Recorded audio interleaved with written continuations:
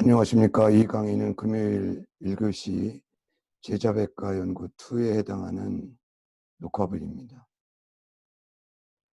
지난 시간에 맹자를 정리한 거에 의해서 오늘은 순자 부분을 정리하도록 하겠습니다.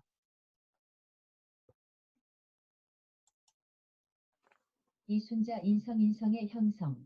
순자는 고대 유가 사상가 가운데 가장 성실한 사람으로 평가받는다. 왜냐하면 순자가 사상을 포괄적으로 종합해 담은 문헌이기 때문이다. 순자에 실린 32편은 공자, 묵자, 맹자, 신도, 신불해, 장자, 해시, 공손용의 견해와 관련되어 있는데 이런 견해 가운데 일부의 결점을 비판하는 반면 그것의 장점을 끌어내기도 한다. 그 각각의 결론은 다양한 사상가로부터 나온 사상을 종합하기 때문에 순자의 견해는 유가 전통의 한계를 극복한다. 예를 들어 논어는 통치의 수단으로서 형법법을 거부하는데 순자는 그 억제 효과를 긍정한다. 맹자가 인간 본성을 긍정적으로 평가했던 것과는 대조적으로 순자는 현저하게 비관적인 견해를 내놓는다. 본성에 대해 그는 인간 본성은 악하다, 성악나고 주장한다. 순자는 맹자가 제시한 우물에 빠지려는 아이의 사례와 반대되는 사례를 제시한다. 재산 때문에 서로 다투는 형제의 사례가 그것이다. 형제는 각자 자신의 이득을 최대한 꾀한다. 순자는 이러한 이기심이 널리 퍼져 있음에 주목하고 고도로 규제된 사회정치적 맥락에서 개혁을 해야 한다고 주장한다. 그는 본성에 대해 이렇게 묘사한다.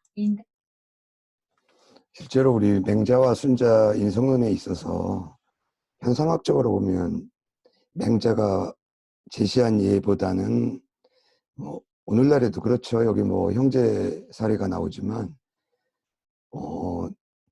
재산 상속에 관련해서 그 흔히 주변에서 보여지는 예들이 많죠.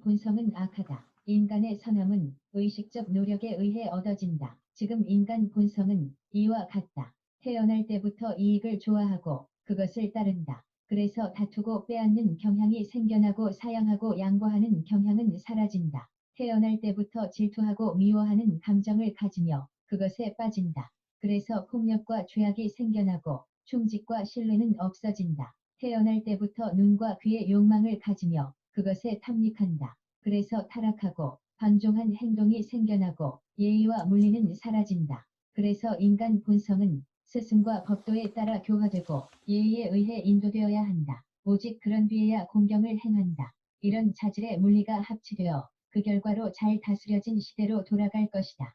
그래서 뒤틀린 나무는 반드시 도지개를 씌우거나 증기를 쬐어 반듯하게 해준 뒤에야 고다진다. 둔중한 쇠는 반드시 숫돌로 간 뒤에야 날카로워진다. 인지성악, 기선자위야, 금인지성, 생유호연, 순시, 고쟁탈 생이사양망원, 생유유지락원, 순시, 고잔적 생이충신망원, 생이유의 목지옥, 유호성 세건, 순시, 고운난생이 예의물리망원, 고필장유사법지화, 예의지도, 연후출어사양, 합어물리귀여치, 고금호필장대, 증교연후직, 돈김필장대, 연후이, 성악이라는 말은 자주 인간 본성은 악하다라고 번역된다. 그러나 악과 관련된 개념은 주로 악이, 사악함, 잔인함 같은 것인데 성악에 그런 내용은 없다. 여기에는 악악의 의미에 대한 묘사가 나온다. 이익을 좋아하고 질투하고 미워하며 눈과 귀의 욕망에 끌려간다. 이것은 본질적으로 악한 행위라기보다는 이기적인 행위처럼 보인다. 본성적으로 주어진 이기적인 경향을 따르면 자신과 사회 모두에 바람직하지 못한 결과를 불러온다는 말이다. 우리 맹자에도 사람의 본성이 선하다라고 하는 사실적인 문제에 대한 표현이라기보다는 선을 행할 수 있는 경향성, 능력, 이런 의미가 맹자 성선설의 주요 내용인 것처럼 순자가 말하는 인간 본성은 악하다라고 하는 의미는 여기 어느 정도 함축적으로 설명을 했습니다마는 사회학적인 관점에서 인간 본성이 사회의 무질서의 근원이 된다. 될 수도 있다. 그건 인간의 욕망 때문에 그렇다. 그러니까 순자가 말하는 악의 의미는 여기 말한 대로 어떤 사실적으로 인간의 본성이 모두 나쁘거나 악하다 이런 의미가 아니라 어떤 사회적인 그 무질서를 초래할 수 있는 인간의 이기적인 욕망, 그 이기적인 욕망을 악으로 표현했을 뿐이다. 그러니까 맹자가 도덕적인 의미에서 선의 경향성을 성선이라고 했다면 순자가 말하는 성악의 의미는 사회학적인 의미에서 인간 본성의 그 무질서한 경향성을 지적한 것이다라고 보는 게 합리적인 비교라고 할 수 있겠습니다. 얼핏 모순처럼 보이는 맹자와 순자의 인간 본성에 대한 진술을 어떻게 설명할 수 있을까? 하나의 접근법은 둘 사이의 틈을 좁히는 것이다. 맹자에서 본성성 개념은 마음을 포함하고 욕망을 배제하지만 순자에서는 마음을 배제하고 욕망을 포함한다. 이 설명에 따르면 두 견해의 차이는 중요하지 않고 본성의 범주 차이로 에둘러 설명될 수 있다. 그러나 이런 분석은 수양, 사회제도, 통치의 본질에 대한 견해에서 드러나는 중요한 차이점을 대충 얼버무린다. 다른 설명은 두 견해 사이에 상당한 이견이 존재한다고 주장한다. 이에 대해서는 그레이엄의 해설이 영향력이 있다. 그에 따르면 순자가 말하는 본성은 태어날 때부터 본래 있는 것이고 맹자가 말하는 본성은 자연적 경향을 배양하고 발전시키는 것까지 포함한다. 이 견해의 중요한 함의는 순자가 실제로 맹자의 관점을 비난하지 않았다는 것이다. 앞에서 말한 맹자와 고자 사이의 불일치에 비추어 보면 순자의 관점은 고자의 주장과 조화를 이룬다. 본성은 도덕성의 근원이 아니며 도덕적 지침과 수양을 위해 외부의 근원을 찾아야 한다는 점에서 곽전본에서도 이런 견해가 보인다. 고자의 근본적인 관점은 본성은 선하지도 악하지도 않다는 것이다. 곽전본 어총이는 더 복잡한 견해를 제시하는데 인간 본성에서 다양한 모습을 찾을 수 있다고 한다. 감정, 지식, 사랑, 부모의 애정, 기쁨, 악에 대한 혐오, 원한, 공포, 힘, 약함, 욕망 등을 말이다. 그러나 순자는 인간 본성은 이기적이라고 홀로 주장한다. 유일하게 독특한 입장에서 출발하면서도 맹자처럼 마음을 형성하기 위한 공간을 마련해둔다. 그러나 여기에서도 마음심에 관한 두 해설 사이에 사소한 차이가 있다. 맹자에서는 마음을 외적 혼란에 흔들리지 않을 만큼 배양하는 것이 우선이다. 순자에서는 오직 마음만이 중요한 능력은 아니지만 마음이 모든 다른 능력의 통치자다. 다음 구절에서 마음은 살아있는 군주로 의인화된다. 필립 아이바노는 각 철학과 관련된 다양한 학습 전략을 지적한다.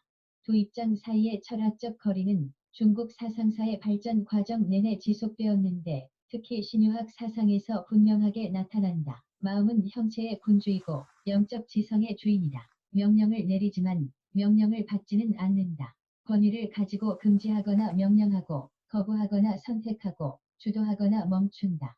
심자, 형지구냐 이신명지주야, 추령이 무소수영, 자금야, 자사야, 자타랴, 자취야, 자행리. 여기 뒤에 부분은 번역을 안 했거나 좀 애매하게 넘어갔는데요. 심자, 형은 육체죠. 육체의 군주이고 신명, 이 정신적인 주재자이다. 출령, 명령을 내리되 명령을 받는 바가 없다. 이 자자는 스스로 자자입니다. 스스로 금하고 스스로 부리며 스스로 빼앗고 스스로 취하고 스스로 행하고 스스로 멈춘다.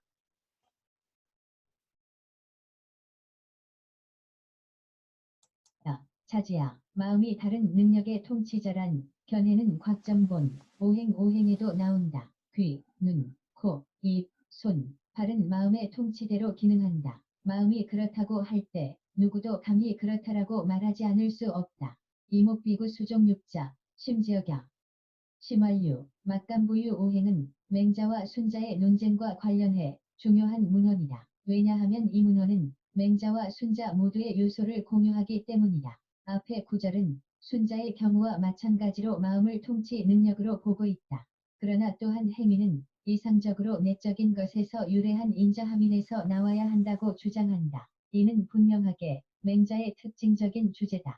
마음이 욕망을 조정하는 방식과 관련해 순자는 마음을 지도하는 도를 언급하는데 도는 마음이 반드시 욕망의 올바른 목적을 선택하도록 만든다. 몸의 통치자로서 마음이 도에 적절히 대응할 때 올바른 선택을 할 것이다.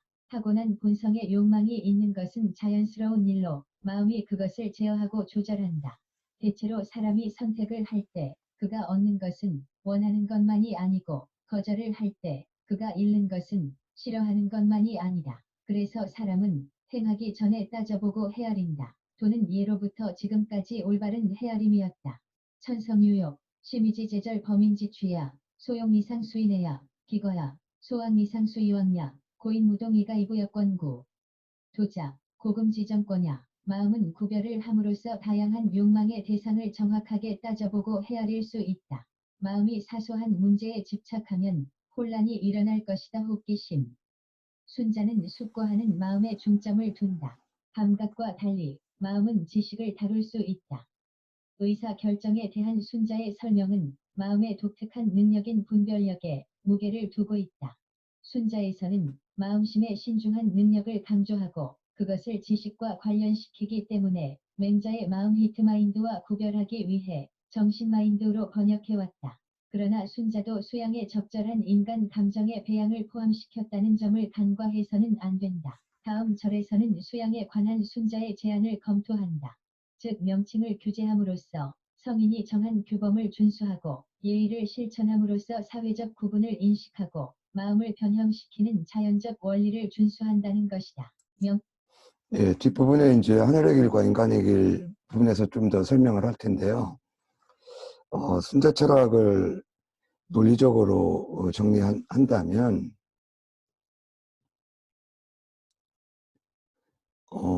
나눔과 통일이에요. 그래서 천과 인을 일단 나누죠. 그 다음에 연계시켜요. 이 사람의 입장에서 이런 의식은 이제 능참의식이라고 그러는데 마찬가지로 인간의 자연스러운 그 어떤 뭐예요? 육체로 인한 어떤 오관을 뭐라고 하냐면 천관이라고 해요. 이 순자는. 천관은 자연의 관리라는 뜻이죠. 그 다음에 요거에 대조되는 인간의 마음을 앞에서 봤죠? 천군이라고 지칭을 해요. 요거는 이제 감각이 그 특징이고요. 감각 기관이잖아요. 천군은 뭐냐면 이거를 순자한 징지라고 그래요. 즉 요즘 말로 말하면 종합,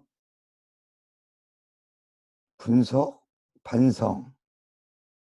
그러니까 감각 자료가 이게 우리가 손으로 만지거나 냄새를 맡거나 눈으로 보거나 귀로 들리는 것들을 마음이 받아들여서 자료를 종합한다는 거예요.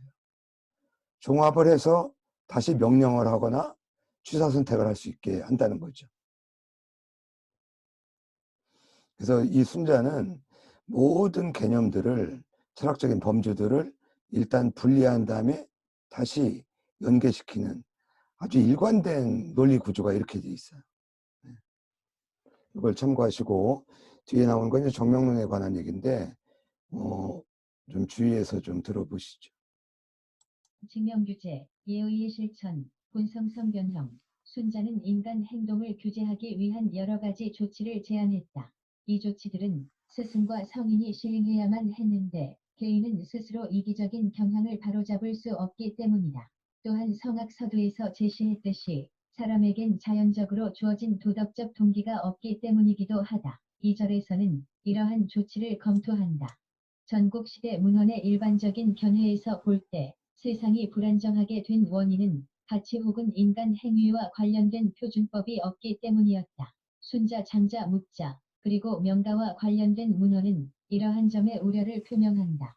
순자를 포함해 몇몇 문헌은 명칭명의 뜻을 정해 인간 행동과 행위의 분명한 표준을 제시하는 것이 중요하다고 주장했다. 논어와 순자에서는 이런 조치를 정명정명이라고 했다. 물론 이 말은 두 문헌에서 다른 의미로 사용된다. 논어에서 정명은 원래 의미론적 문제와 관련되지도 않고 명칭의 수정을 가리키지도 않는다. 명칭은 행위의 규범적인 표준을 표현한다.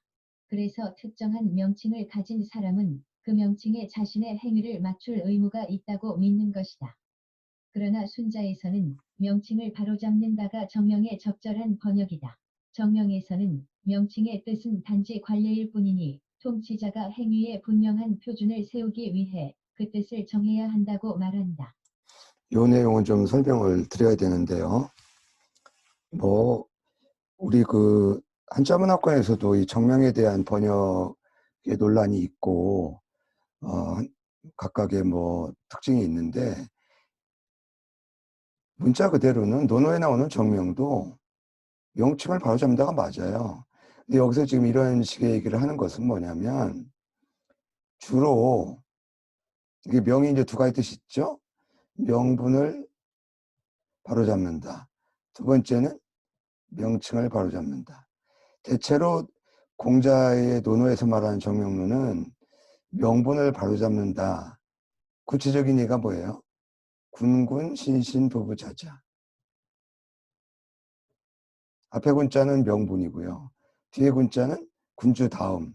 그러니까 군주라는 명분은 군주의 덕과 일치된다. 이런 주장이죠. 바로잡는다는 건 뭐예요? 그 당시에 임금이 임금답지 못하니까 군주가 군주다움을 회복할 때 그걸 바로잡는다고 한다는 거죠. 이런 측면의 내용이 논어의 주된 내용이다, 그런 얘기죠. 그렇다고 해서 공자가 말하는 정명은 이게 전혀 없냐? 그렇지는 않죠. 그래서 얘기했지만 그 당시에 새로운 사물들이 많이 출현하면서 우리 실제 현실적인 언어와 어떤 사물의 어떤 특성이나 기능과 결부되기는 어렵잖아요. 오늘날에도 그 명칭과 실제 사물이 이전의 명칭 가지고 안 되니까 자꾸 외래어 뭐 이렇게 많이 쓸 수밖에 없잖아요. 그래서 공자 논어에서도 충분히 그런 문제의식은 있었어요. 그러나 공자의 주요 관심이 정치적이고 윤리적인 측면이 주안점이기 때문에 상대적으로 이쪽 규범적인 의미의 정명론이다 라고 볼 수는 있는 거죠. 그러면 이제 순자는 이런 쪽에 주안점이 있는데, 그때서 순자가 이런 쪽의 정명론에 관심이 없었냐? 그렇지는 않죠. 뭐 수많은 예를 들 수가 있겠지만 나중에 기회가 되면 또 예를 들어드리겠습니다. 정명은 더 공적인 사회정치적 역할을 가진 사람의 의무에 적용될 뿐만 아니라 개인적이고 사적인 측면이 훨씬 중요한 관계에서의 의무에도 적용된다. 명칭에는 정해진 적합성이 없다. 사람들이 어떤 명칭을 쓰고 그 결과를 명령하는 데 동의하며 그 동의가 준수되고 관습의 문제가 되면 그 명칭은 현실에 사용하기 적합하다고 말할 수 있다. 그러나 사람들이 동의한 점을 준수하지 않으면 명칭은 사용하기에 적합하지 않게 된다. 명칭에는 정해진 실제가 없다. 사람들이 어떤 명칭을 쓰고 어떤 실제에 적용하도록 명령하는 데에 동의하며 그 동의가 준수되고 관습의 문제가 되면 그 명칭은 실제 명칭이라고 할 수 있다. 명무고의 약지명, 약정 속성 위지에 이어 약칙 위지 부위, 명무고실, 약지명실, 약정 속성 위지 실명. 순자의 이 정명편에서 가장 많이 인용되는 대목이 약정 속성이에요. 그러니까 약속, 규약으로 정하고 습속어로 완성된다. 뭐가? 명칭이나 언어가. 놀라운 얘기죠. 그러니까 그 이후에 동중서 같은 사람도 명칭은 성인이 만든다, 이런 식으로 논의를 하는데, 순자는 언어는 사회적인 약속으로 정해지고 완성된다는 이런 규정, 상당히 그 놀라운 관점이라고 할 수가 있죠. 오늘날 특히 이제 프랑스나 중국 같은 나라가 외래어 쓰는 걸 아주 극히 싫어하거든요. 근데 그래서 프랑스가 특히 그러하고, 그래서 모든 온라인 용어를 자국어로 바꾸려고 국가적으로 프로젝트를 실행했지만 두 나라 모두 포기했죠, 이제. 그만큼 언어는 사회적인 그 습속어로 정해지면 뭐 나이 드신 분들 요즘 젊은이들이 줄여서 만든 말들 잘 모르잖아요. 예. 이제 다행스러운 거는 스마트폰으로 이렇게 검색을 해 보면 금방금방 설명이 되니까 다행이긴 한데 어쨌든 이 언어를 어떤 특정한 개인이나 세력이 주도해서 만들거나 보급하는 것은 지극히 어렵다. 예. 그런 의미에서 보더라도 순자는 역시 그 사회학적인 관점에 상당히 주목을 한 학자라고 할 수가 있죠. 순자는 권력을 가진 사람이 미치는 영향력의 범위를 깊이 의식하고 있었다. 능력 없고 부도덕한 통치자가 이런 방식을 통해 백성을 조작할 가능성은 적지 않았다. 순자에서는 무분별하게 새로운 명칭을 만들고 옛것을 버리면서 정치를 악용해 사람들을 착각하게 하고 혼란에 빠뜨리는 권력자는 끔찍한 악이며 처벌받아야 한다고 주장하면서 그러한 가능성을 간략히 고려한다. 긍정적인 측면에서 보면 단어의 뜻을 정의함으로써 만들어진 표준은 인간 행동을 규제할 수 있는 강력한 장치다. 순자는 통치의 역할은 사람이 욕망을 갖지 않도록 만드는 것이 아니라 그 욕망을 관리하는 것이라는 통찰력 있는 주장을 했다.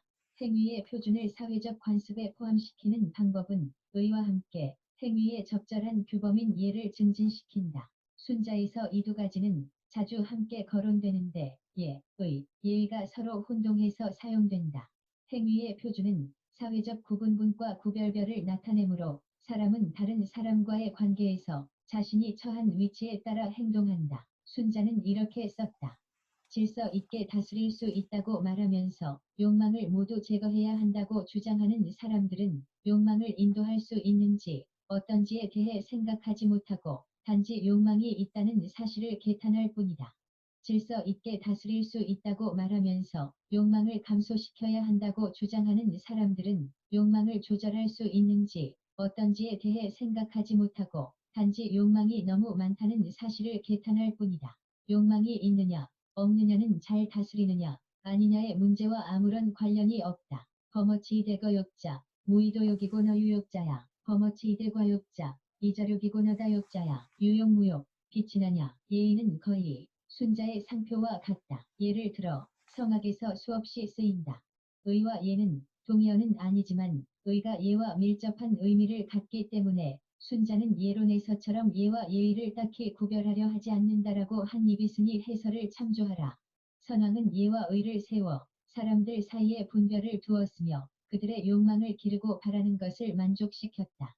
고기와 곡물, 5가지 맛과 다양한 양념은 입을 기르는 것이다. 산초와 난초 등의 향기는 코를 기르는 것이다. 그러므로 예란 기르는 것향을 의미한다. 군자가 이미 기르는 것을 마쳤다면 그 분별을 또한 좋아할 것이다. 분별은 무엇을 의미하는가?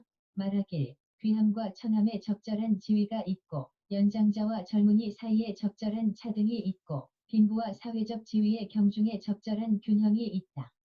선왕 악기나냐 고제예의 분지 이양인지역 급인지구 사욕 필부금우물 주 도양 오미조향 소이양구야 초난분필 소이양비야 고예자 양야 군자기득기양 우후기별 하류별 왈 귀천유 등 장유유차 빈부경중계유칭자야 향기가 코를 기르는 것은 다른 외적 자극이 인간의 여러 능력을 기르는 것과 같다. 여기에서 유추해보면 예의 바른 행위는 올바른 행위를 기른다. 이 유추는 교훈적이다.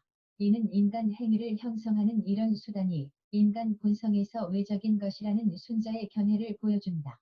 고자의 경우에서와 마찬가지로 여기서 의는 본성적으로 주어진 능력, 즉 내적인 것으로 제시되지 않고 정의로 적절하게 이해된다. 이런 사상가에게는 각 상황에서 정의로운 것을 행하는 것이 중요한 고려 사항이었다. 그래서 수양은 순자 철학에서 중심적인 역할을 한다. 왜냐하면 수양은 인간의 행위를 형성하는 데 도움을 주기 때문이다.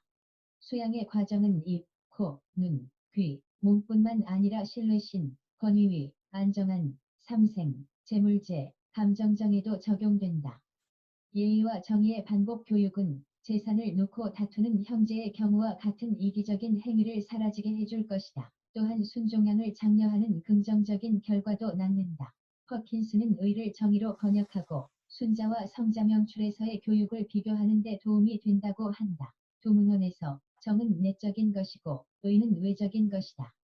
퍼킨스는 성자 명출에 나오는 구절이 정을 아는 것은 적절한 형식으로 감정을 외부로 표현할 줄 아는 것을 의미하는 데 반해 정의를 아는 것은 진정한 감정을 외부와 일치시키기 위해 감정을 내면화할 줄 아는 것을 의미한다는 견해를 표현한다고 설명했다. 예와 음악이 감정을 형성하는 데에 도움이 된다는 견해는 어총 2에서도 표현된다. 첸 S. 2011, 71 이와 같은 구절에서 예의 바른 행위를 통한 순종이 이 문헌의 주된 관심사라고 느꼈다면 핵심을 놓친 것이다. 오히려 순자는 예 그 자체가 아니라 인간성을 형성하고 질서를 잡을 도구로서 예의 가치를 두고 있음을 명심해야 한다. 다음 구절에서 예의 바른 행위는 사회적 조화를 실현하는 수단이다. 덥스 더브즈의 번역은 순자에서 예의 미적 차원을 포착한다. 예는 인간 감정을 표현하게 하고 조화롭게 하고 우아하게 함으로써 모든 것의 모범이 된다.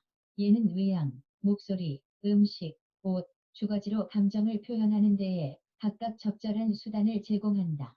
모범으로서 예는 슬픔을 표현하는 사람이 지나치게 자제하지 않도록 하고 슬픔을 표현하는 사람이 너무 과장하지 않도록 해서 황금률에 이르게 한다.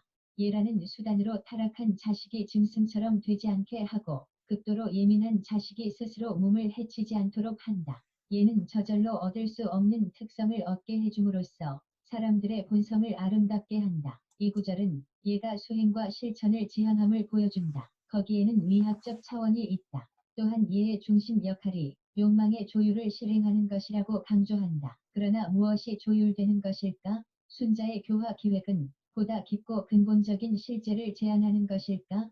이에 대한 답은 우리가 순자는 집단적 인간 행동의 효율에 초점을 맞추었다고 주장할 것인가? 아니면 이런 관심이 도도에 대한 더 근본적인 도덕적 신념에 근거한다고 주장할 것인가에 달려있다. 후자의 견해에 따른다면 순자는 단지 실용적이거나 사회정치적인 문제만 고려한 문헌이 아니다. 더 깊은 형이상학적 신념을 담고 있다. 이런 견해는 폴 골딘이 제기한 것이다. 얘는 옳다. 왜냐하면 성인이 그것을 명했기 때문이 아니라 그것이 인간의 도를 구현하기 때문이다.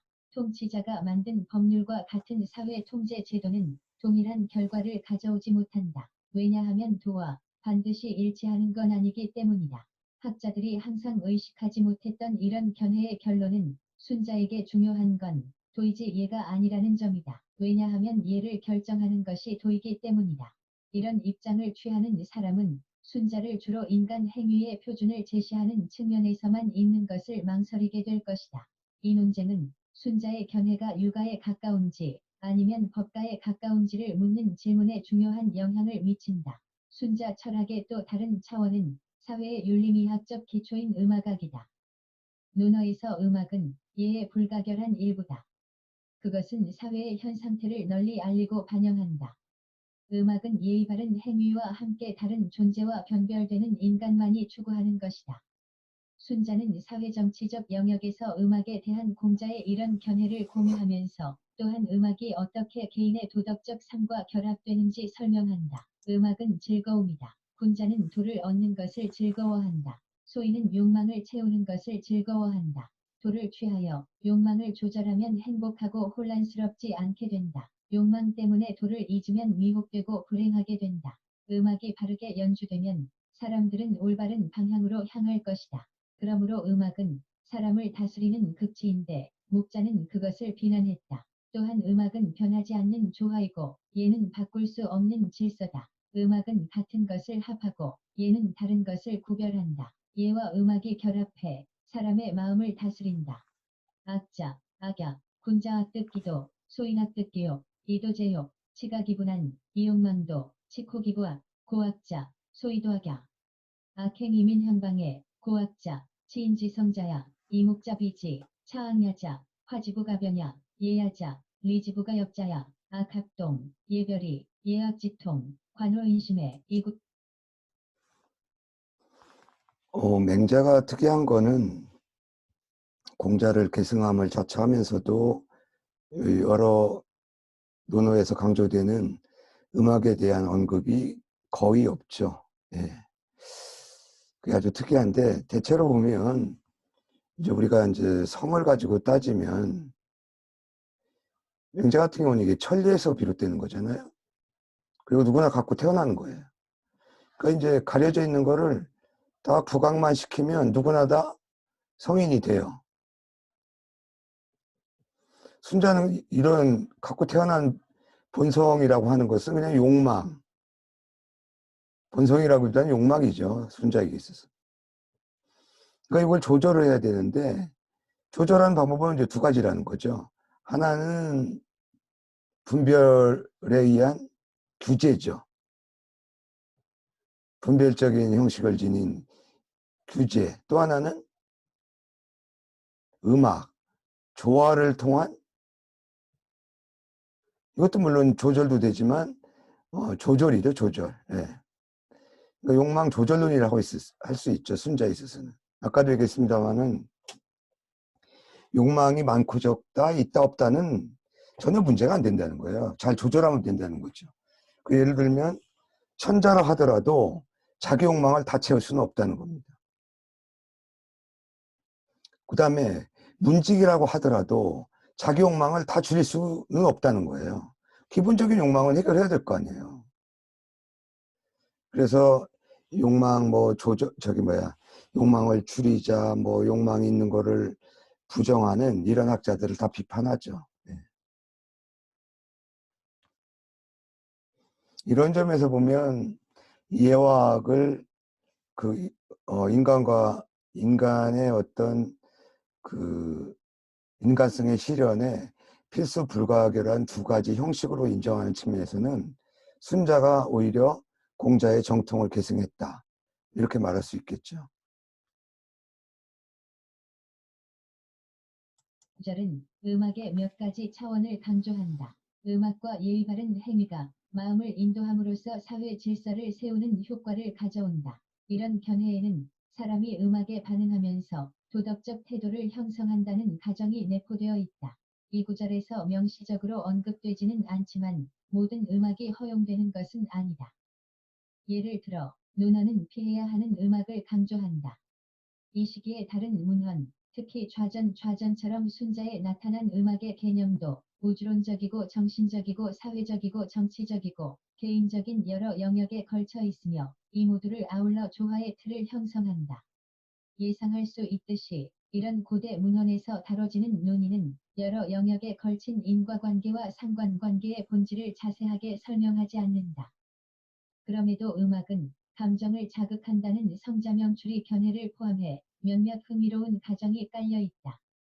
순자에서 음악이 정신적이고 우주적인 질서의 요소를 포함한다고 언급된다는 점을 인정한다면 이 문헌이 단지 사회정치적 목적을 위해 인간 행동을 교정하는 것에만 관심이 있는 건 아니라는 주장에 무게를 둘 수 있다.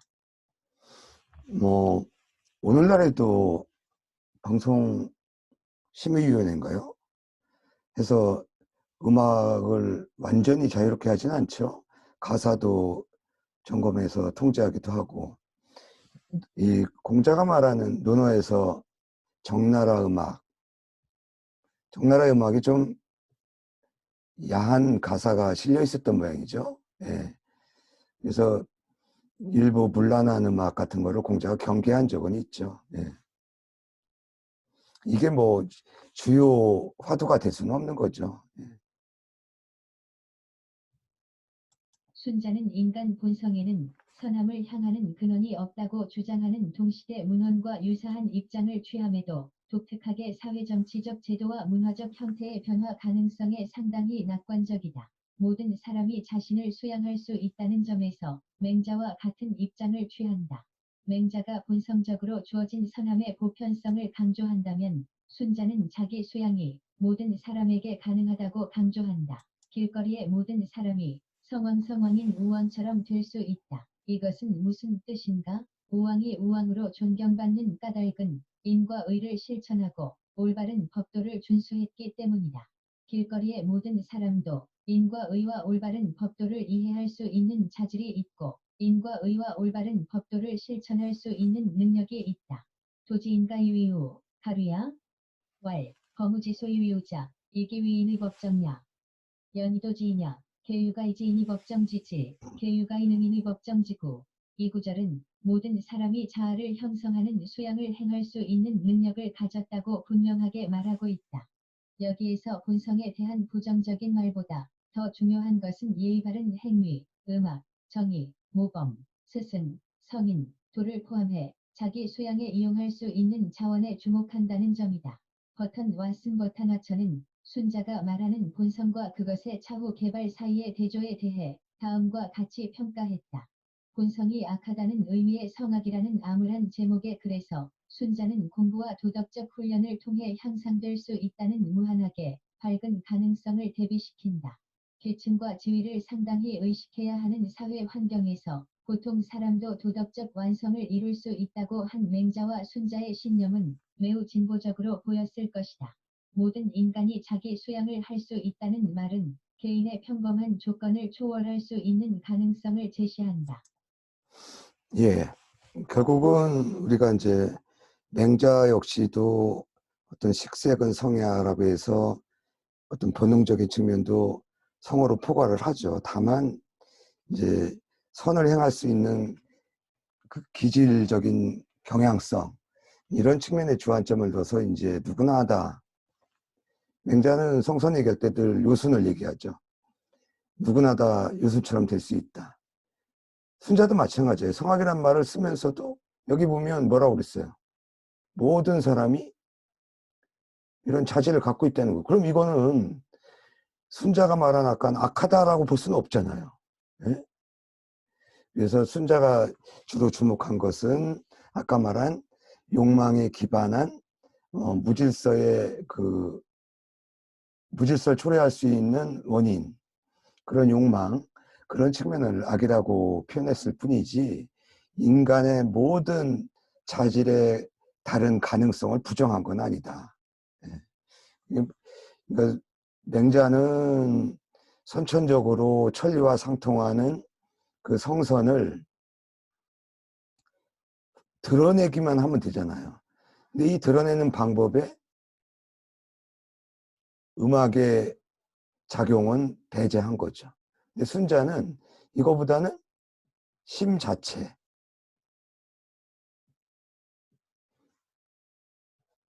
맹자로 말하면 심 속에 이 성에만 주목하는 거잖아요. 얘만 드러내려고 그래요. 근데 순자는 범위를 넓혀서 심 자체, 거기에 뭐 성도 들어있고 욕망도 들어있고 정도 들어있을 거 아니에요. 그렇죠? 이런 것들을 예와 악으로 조절해서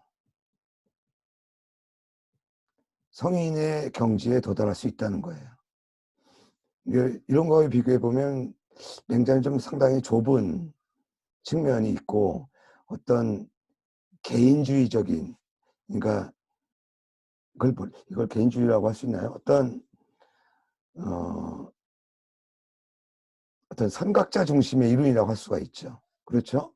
자기 스스로 이 본성을 체득하고 이거를 드러내서 성인이 되는 방법과 순자처럼 예와 악, 예를 들어서 어떤 사람은 예에 의한 규제, 분별을 강조해서 욕망을 통제할 수도 있겠지만 어떤 사람은 그런 것보다는 음악이라든가 아니면 다른 사람과의 그 자유로운 교류 관계를 통해서 자기 욕망을 조절할 수도 있지 않겠어요? 그렇게 해서 도달하는 방법, 아무래도 맹자보다는 순자의 방식이 일반화하는 데는 유리했던 것이 아닐까, 이제 이런 평가를 할 수는 있겠죠.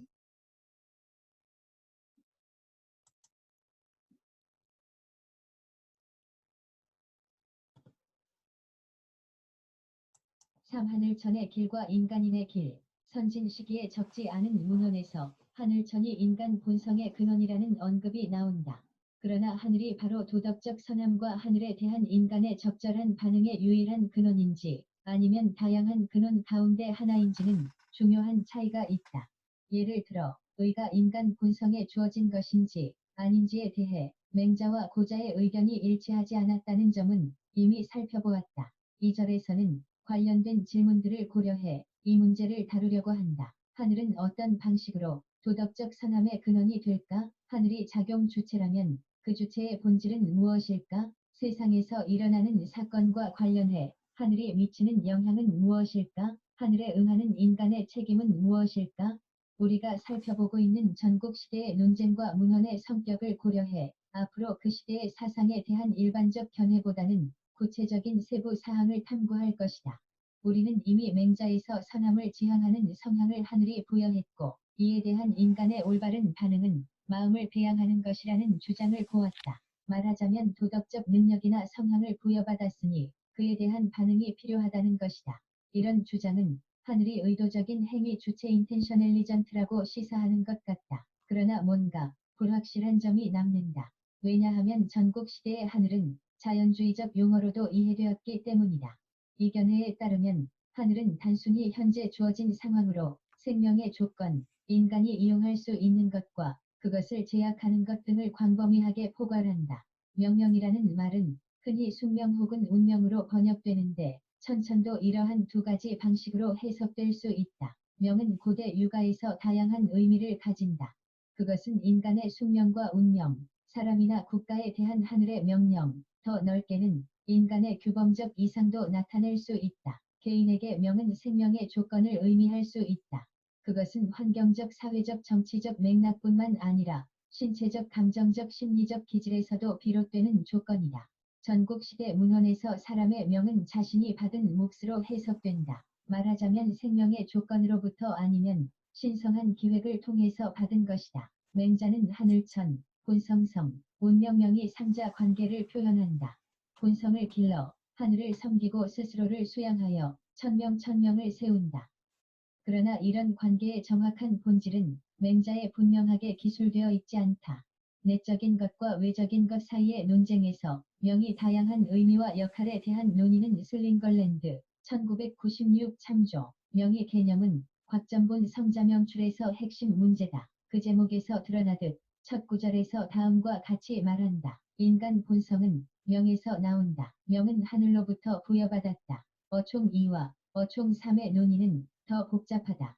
예를 들어 어총 2는 욕망은 인간 본성의 일부로 교활한 행동, 욕심, 태만, 탐닉과 불안을 유발한다고 한다. 어총 3은 하늘의 모든 것에 대한 원리의 근원이라는 또 다른 차원을 포함시킨다. 하늘은 모범을 제공한다. 인간과 모든 것은 이 모범을 따른다. 셜리 차는 곽전본에서 리라는 용어를 사용하는 것은 현존하는 문헌에서 지금까지 봐왔던 것보다 더 깊이 형이상학적으로 사고하게 되었음을 의미한다고 주장한다. 차는 다음과 같이 썼다. 원칙 원리를 추론하는 것과 사물을 원리의 본질과 고유한 원칙에 따라 지배하는 것으로서의 리에 대한 인식이 여기서 소개된다. 하늘은 모든 사물과 현상의 근원이나 원인만이 아니라 사물의 형성 과정에서 원리를 구현하는 것으로도 설명된다.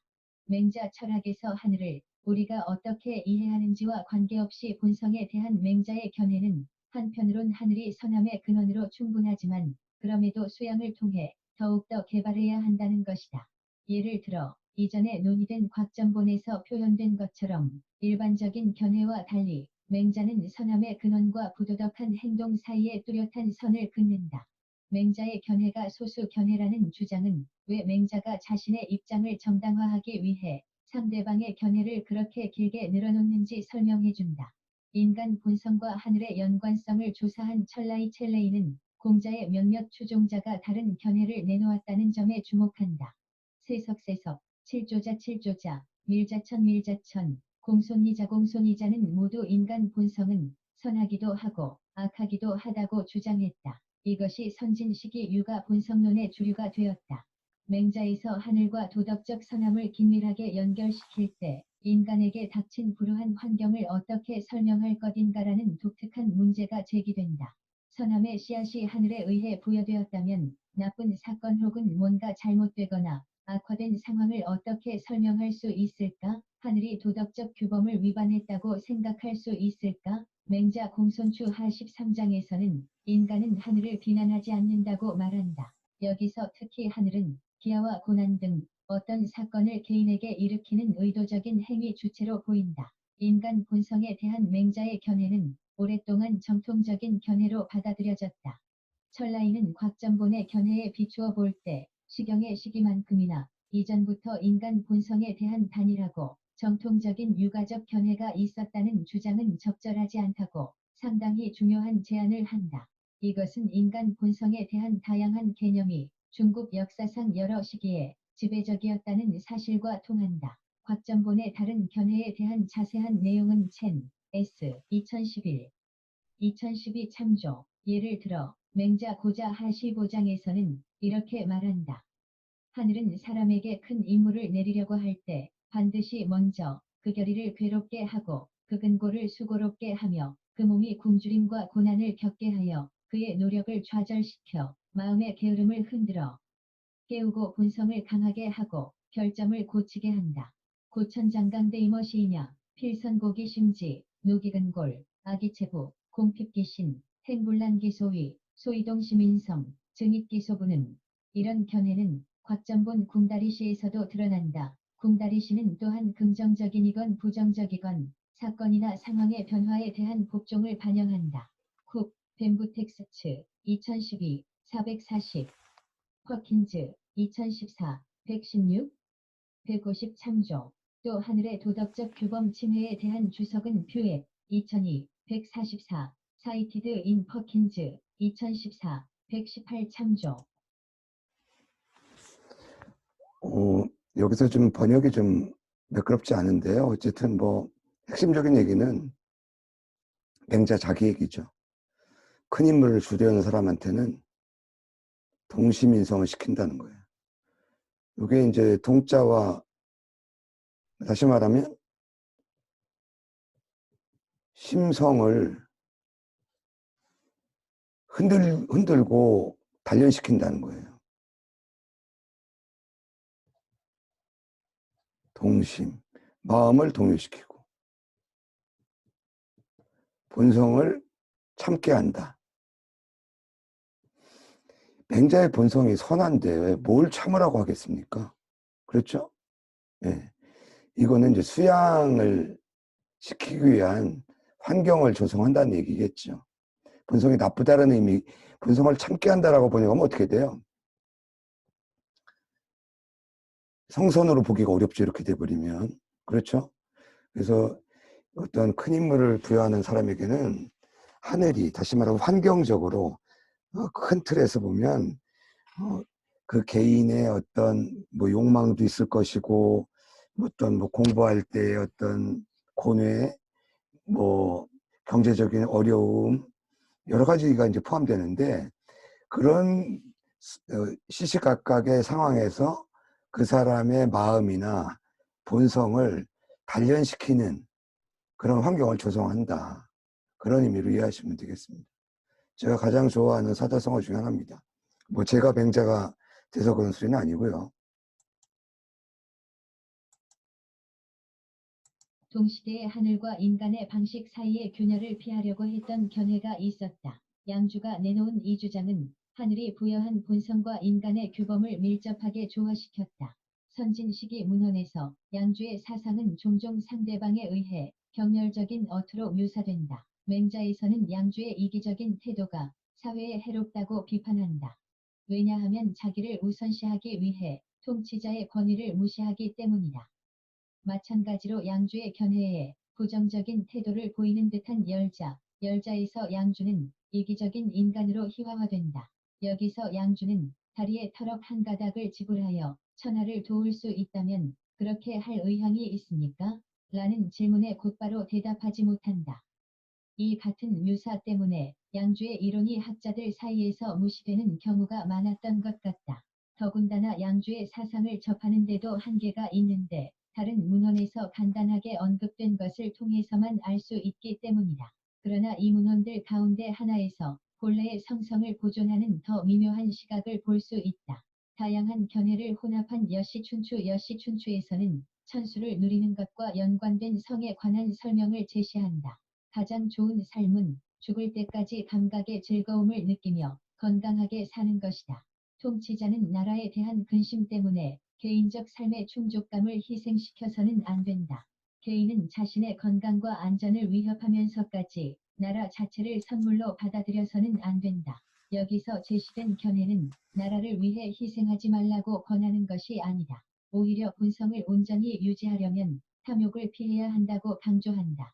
이 점에서 나라를 얻기 위해 혹은 돕기 위해 털억을 희생할 수 있는지 물은 열자의 원래 구절에 어떤 모호한 점이 있음을 알아차려야 한다.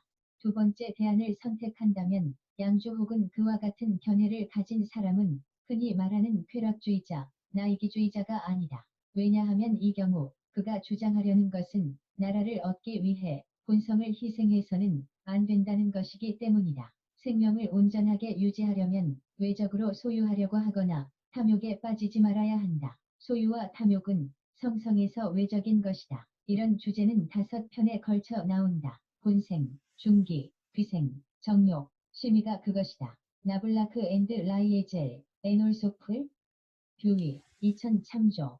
신광나이는 양주의 견해가 맹자에서 묘사된 것만큼 부정적이지는 않다고 본 그레이엄의 의견을 검토한다.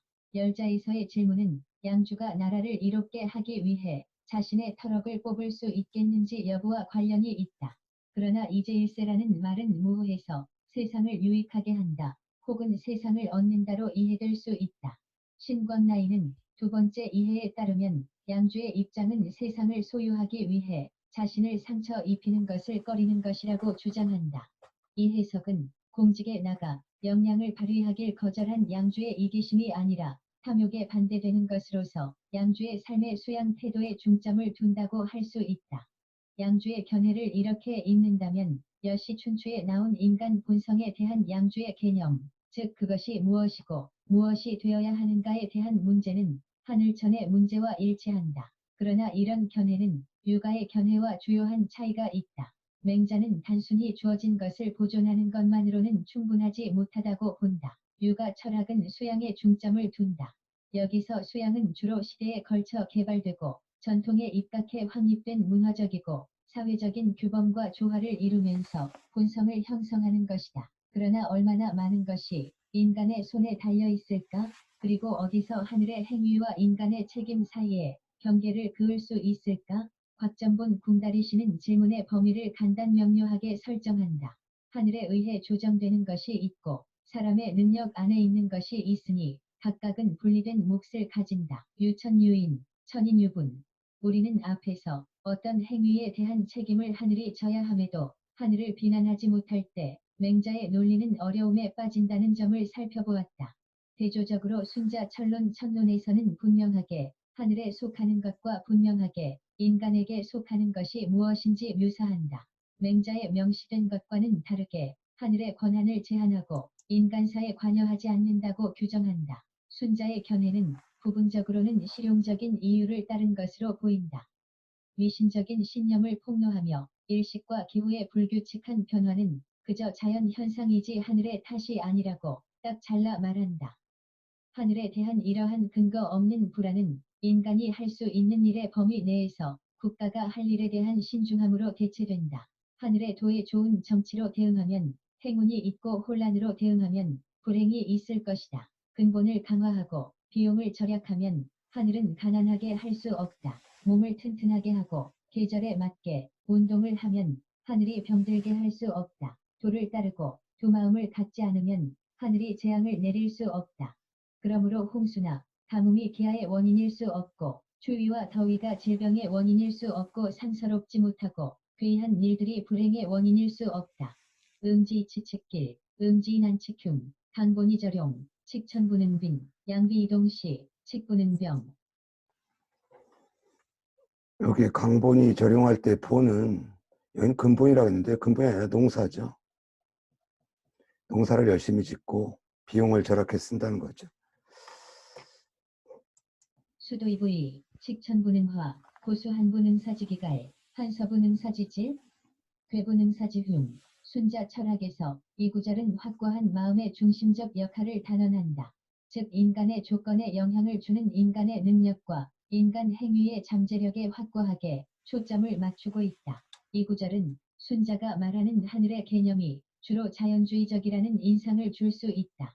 맹자 같은 문헌에서는 어떤 사건이나 일이 일어난 원인을 하늘로 돌리지만 순자에서는 그 범위를 설정하는 것처럼 보인다. 이 점에 근거해 어떤 학자는 순자에는 종교적 차원이 없다고 주장한다. 그러나 앞의 구절과 순자의 다른 구절을 보면 하늘 그 자체를 거부하는 것은 아닐지도 모른다.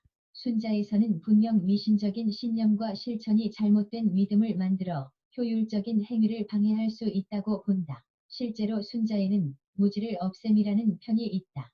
앞 구절의 핵심은 주변 상황을 바꿀 수 있는 인간의 잠재력을 제대로 이해해야만 적절한 행위를 시작할 수 있다는 것이다. 그러나 순자에는 하늘이 명백하게 자연주의적인 것은 아니라는 주장을 뒷받침하는 다른 요소도 있다. 예와 음악과 도의 조화에 대한 언급은 그 무엇도 아닌 종교적 요소로 이해되어 왔다. 노블록은 철론이라는 제목을 자연에 대한 논이라고 번역한다. 이는 그가 하늘을 자연주의적 용어로 이해했음을 보여준다. 또한 퍼킨즈 2014 184 218 참조 하늘과 인간에게 책임과 행위의 영역을 설정하려는 이러한 시도는 이후의 유가 사상가들에 의해 확대되었다. 한나라 시기에는 하늘천과 땅지와 인간인 사이에 상관관계와 유사성이 형성되었고 서로 각각 다르지만 의존하는 영역을 개척했다. 예를 들어 중용은 균형중과 평범성룡이 어떻게 달성되는지 설명한다. 성실함성을 실천할 때 천지인 삼자는 일체가 된다. 세상에서 가장 완벽하게 성실한 사람만이 본성을 완전히 개발할 수 있다. 본성을 완전히 개발할 수 있는 사람은 다른 인간의 본성을 완전하게 개발할 수 있다. 다른 인간의 본성을 완전하게 개발할 수 있는 사람은 다른 살아있는 것들의 본성을 완전하게 개발할 수 있다. 다른 살아있는 것들의 본성을 완전하게 개발할 수 있는 사람은 변화시키고 기르는 하늘과 땅의 힘에 도움을 줄 수 있다. 하늘과 땅의 힘에 도움을 줄 수 있는 사람은 비로소 하늘과 땅과 일체가 될 수 있다. 유천하지성, 위능진기성, 능진기성, 칙능진인지성, 능진인지성, 칙능진물지성, 능진물지성, 칙가이찬천지지화육, 가이찬천지지화육. 요 이제 이 중용이 이, 이 교재에서는 한때 성립된 것이라고 보는데 틀린 말은 아니죠. 예계라는 책이 한때 성립된 거니까. 그렇지만 요 내용 자체가 공자의 손자인 자사가 저술했다고 하는 것은 요즘엔 거의 정설이 됐어요. 책으로 성립된 건 한때 되더라도 얘기의 중용편 자체가 그렇다면 자사의 문인한테 배운 맹자의 내용과 또 상통하는 점이 있어요. 맹자 진시장에는 뭐라고 나오죠?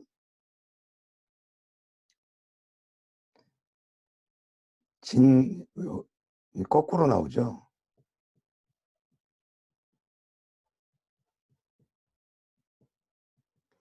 자기 마음을 다하면, 자기 마음을 잘 궁구하면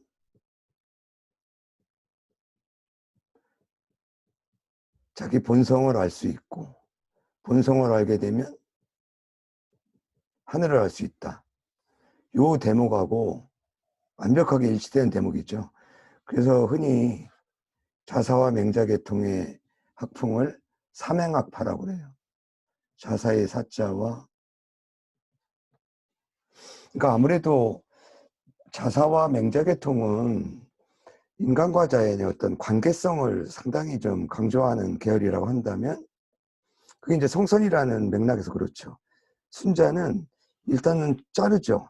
하늘의 법칙, 자연의 법칙과 인간의 법칙은 다르다. 예. 이런 어떤 경향성의 차이가 인간과 자연의 그 관계 설정에 있어서도 좀 차이를 보인다.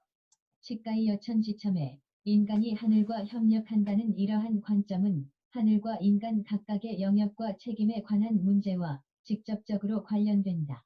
이 장을 끝내면서 다시 맹자와 순자가 수양에 관한 견해를 확립할 때 근거로 삼았던 인간 본성의 개념으로 돌아가 보겠다. 성성을 인간 본성으로 번역하면 그것의 이중적 의미를 포착하지 못한다. 한쪽은 탄생과 관련된 본성이고 다른 쪽은 성장과 관련된 본성이다. 성이 어원은 탄생과 성장을 모두 의미하는 생생이라는 글자와 관련된다. 그래서 성은 막사튼 능력과 그것의 지속적인 수양 모두를 가리킬 수 있다. 그레이엄은 성이 이중적 의미를 설명하기 위해 중국 사상의 개념이 일반적으로 부정확하다는 점을 언급한다. 성은 두 가지 요소로 이루어졌다. 심과 생이다. 두 번째 요소인 생은 탄생과 성장 모두를 의미한다. 그래서 성은 타고난 본성을 의미하기도 하고 지속적인 성장을 의미하기도 하며 둘 모두를 의미하기도 한다. 스쿼트즈 1985, 266 호웽 1979, 201, 209 참조 맹자는 특히 탄생의 개념을 다룬 적이 없고 언제나 지속적인 성장을 통한 성숙의 개념만 다루었던 듯하다. 이것은 고대 중국 사상의 개념을 차근차근 이해해갈 때 가질 수 있는 일반적인 인상이다. 중국 사상의 개념은 종종 서양의 유사한 개념보다 더 역동적인 의미가 있고 영어로 번역하면 그 역동성이 떨어지고 고정화된다. 그레햄 1992, 7 설문해자에서도 생, 즉 성장에서 성이 파생되었다고 강조한다. 그에 더해 성이 심에서 유래했다고도 한다. 이 파생어들이 함께 마음의 수양과 지속적 성장을 암시한다. 이는 설문해자의 성에 대한 설명에 맹자 철학이 영향을 미쳤음을 의미한다. 예. 벌써 1시간이 다 돼버렸는데요. 핵심적인 내용은 나중에 오프라인 시간에 좀 더 보완해서 정리하도록 하고 녹화는 이것으로 마치도록 하겠습니다. 수고하셨습니다.